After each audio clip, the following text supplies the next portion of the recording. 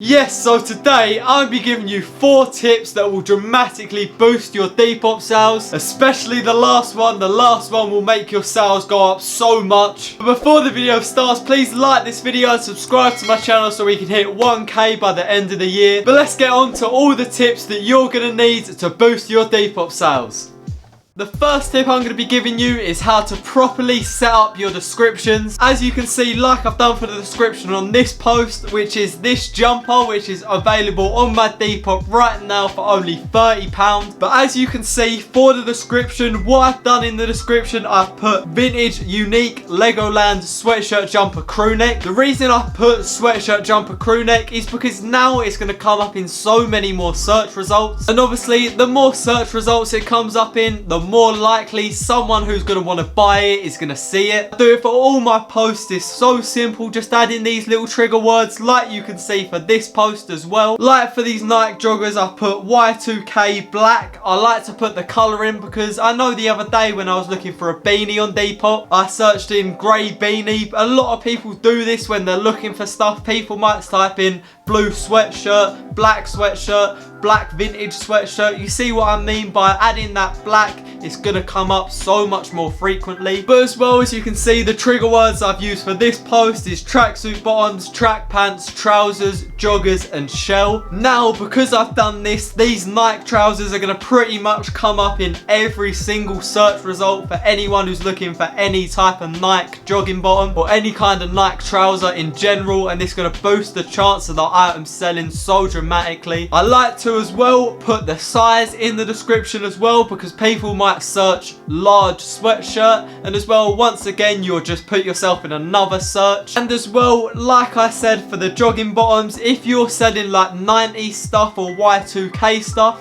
I would put that in the description because people do search Y2K jogging bottoms or 90s jogging bottoms or 90s sweatshirts. Adding your trigger words is all about just coming up in as many posts as physically possible. As well, another thing to add to your descriptions, if you've got stuff from certain time periods like this Brazil top, put the year that it's from. Like you can see, I put 2008 World Cup and I put 2006 to 2008 kit. Because collectors are going to be searching for kits that come from certain years. By just adding the year the kit's from, you've just boosted your chance of it selling quicker.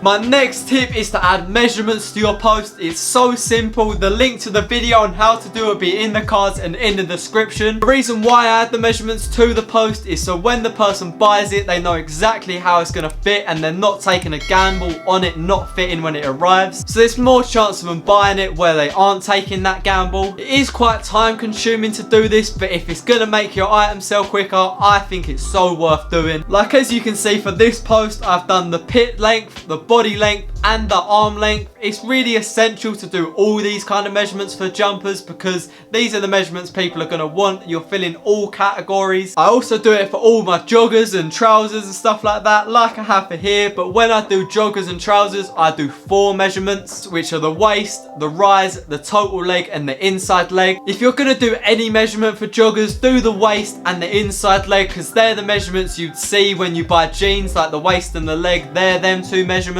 because they're the ones really that are going to make your item sell quicker. The rise and the total leg isn't that essential, but it definitely does help.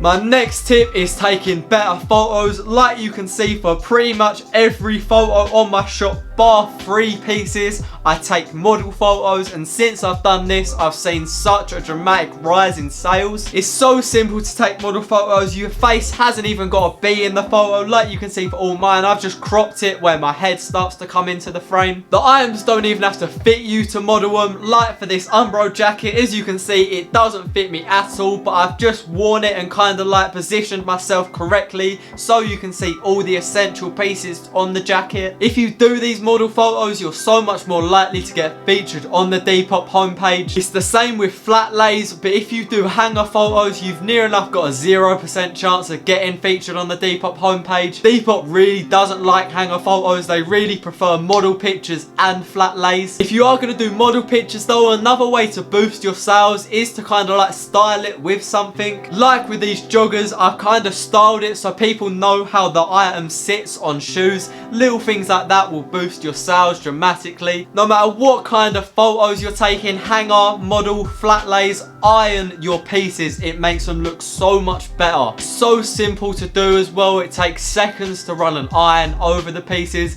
I've learned how to iron because of Depop, because it does make your items look so much more presentable. And on to my last.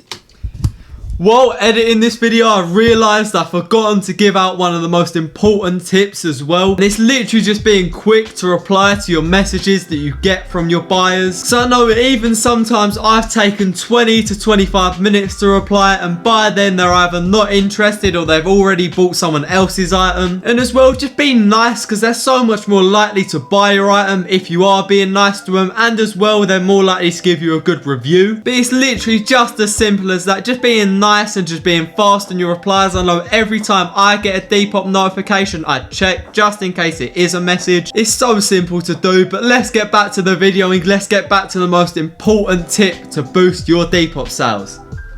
Tip, the one that I was talking about at the start, the one that will really boost your sales so dramatically that a lot of people don't even know about, and it's refreshing your items. I can't stress enough how this is the best thing to do to boost your sales, even if you've got loads of items. So I've got about 40 items listed at the moment, and it literally only takes me 2 minutes to refresh all my items. By refreshing your items, you're just pushing yourself to the top of the search results. It's so simple. What you got to do, literally the only thing you have to do is click edit and post listing, and just do that for all of your items. But as I said, that'll push you to the top of the search results and your items more likely to be seen by people. But if you made it this far in the video, you must have enjoyed it, so please like the video and subscribe to my channel so we can hit a K by the end of the year. But if you did enjoy, there's going to be more Depop tip videos like this coming soon. There's going to be another suede vintage bale coming soon. That should be arriving so soon. I'm so gassed for when that does arrive. There's going to be hopefully more pre-loved kilo sales soon, more custom videos, and loads more content every Thursday and Saturday at 5 PM. To get a sneak preview of the videos that are going to be coming out and just to see what I'm up to, the link to my Instagram's in the description and it's up on the screen now. I think you should go follow it. I think you like what's on there if you like this video. But I do hope you enjoyed. Please like, subscribe and comment down below videos you'd like to see in the future.